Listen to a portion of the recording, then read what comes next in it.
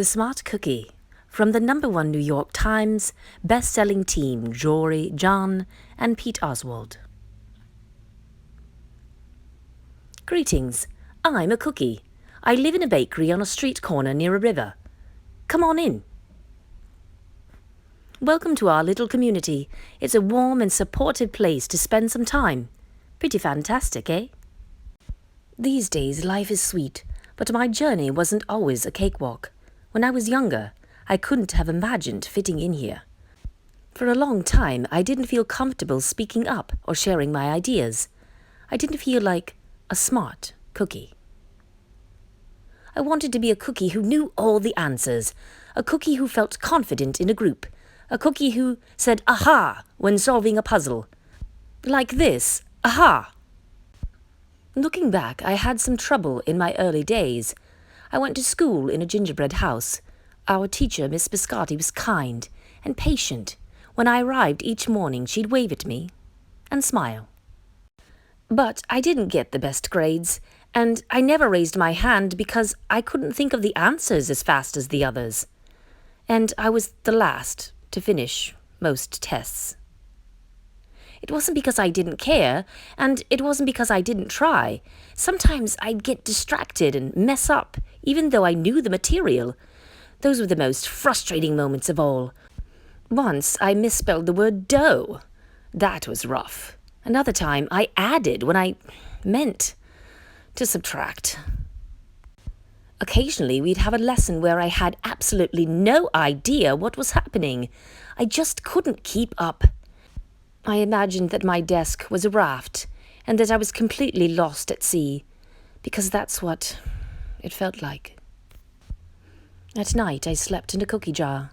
I had about 6 dozen roommates. Move, you move, no you move, no you move, no you move. I'd stay awake and stare out the window and worry.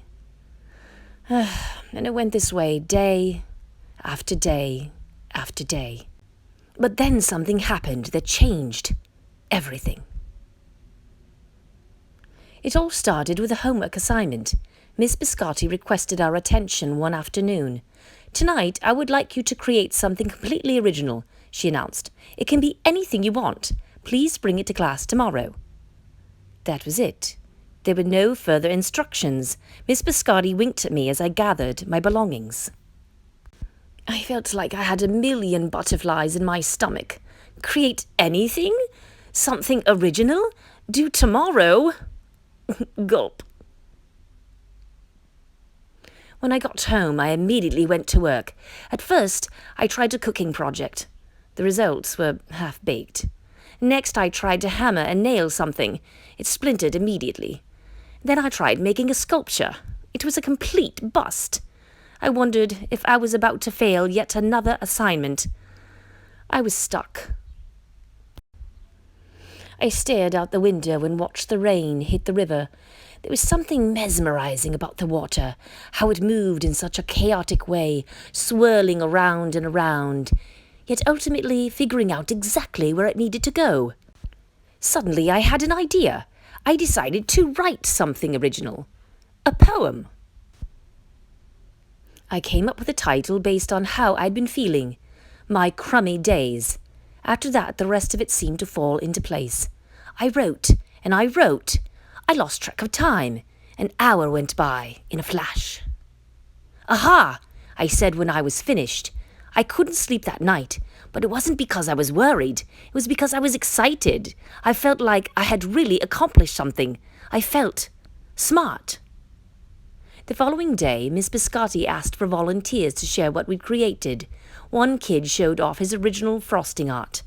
Another kid revealed her sprinkle distribution machine.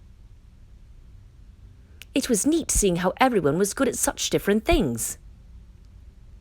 Finally, Miss Biscotti turned to me. "Would you like to share anything?" she asked. Gulp. I gulped. I thought I'd probably crumble under the pressure. But I made my way to the front of the classroom. I noticed my hands were shaking. My mouth went dry. "This poem is called My Crummy Days," I said, my voice cracking. And then I read it aloud. As I spoke, I noticed some kids nodding at certain lines. Other kids laughed at parts that were supposed to be funny.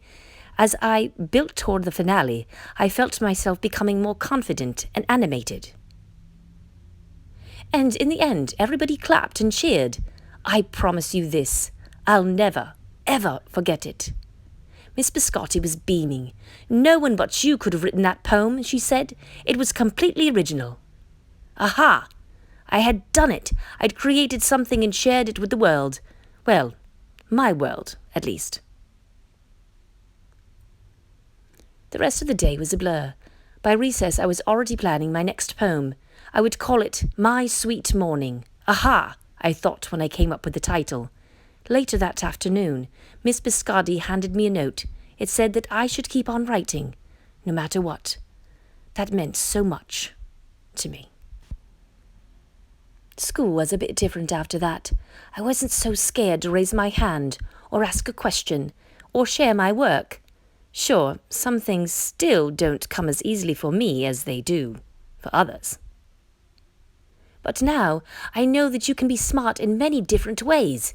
You don't have to have the answers to every question or suddenly be great at everything all at once.